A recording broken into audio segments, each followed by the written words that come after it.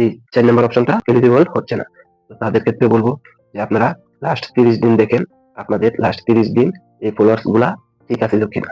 500 নিচে না আইসা 500 উপরে আসিল কিনা এবং আপনার ফলোয়ার্স ঠিকঠাক ছিল কিনা সেটা দেখেন। লাস্ট 30 দিন যদি আপনার ফলোয়ার্স থাকে তাহলে অবশ্যই আপনার এটা এলিজিবল হয়ে যাবে। কিছুদিন আগে আমি একটা ভিডিও দিয়েছি যে এটা এলিজিবল হয় নাই আমার, কিন্তু তখন আমার এটা এলিজিবল হয় নাই।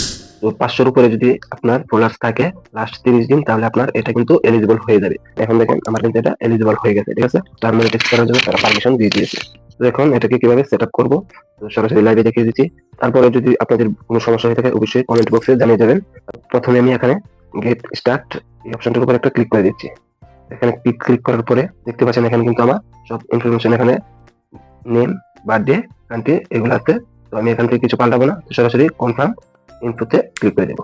তখন কিন্তু হয়ে যাবে। স্টার সেটআপ কিন্তু কোনো রকম সময় লাগে না। স্টার সেটআপ করবে জাস্ট দিলে দেখতে পাচ্ছেন এখানে কিন্তু আমার স্টার সেটআপ হয়ে গেছে। জাস্ট এইটুকুই। স্টার সেটআপ করলে কোনো ধরনের সময় লাগে না, ঠিক আছে। তো এখানে দেখতে পাচ্ছেন ফাইনালি বন্ধুরা আমার কিন্তু স্টার সেটআপ হয়ে গেছে। যারা বলে যে আপনাকে 3 সার্টিফিকেট করতে হবে, তারপর 3 সার্টিফিকেট ছাড়া আপনার স্টার মনিটাইজ করতে পারবেন না। আমি বলি আপনাদের ক্ষেত্রে কোনো রকম 3 সার্টিফিকেট কিংবা কোনো রকম কোনো কিছু লাগবে না স্টার মনিটাইজের জন্য। জাস্ট শুধু আপনি অ্যাপ্লাই করলে সাথে সাথে স্টার মনিটাইজ আপনার এনেবল হয়ে যাবে, ঠিক আছে। আপনাকে কিন্তু আমি সরাসরি আপনাদেরকে লাইভ দেখিয়ে দিলাম, দেখতেই পাচ্ছেন যে লাইভ দেখিয়ে দিলাম সরাসরি যে কিভাবে স্টার মনিটাইজ করতে হয় এবং সাথে সাথে এনেবল হয়ে গেছে। আমার কিন্তু দেখতে পাচ্ছেন এখানে কিন্তু এলিজিবল হয়ে গেছে, ঠিক আছে।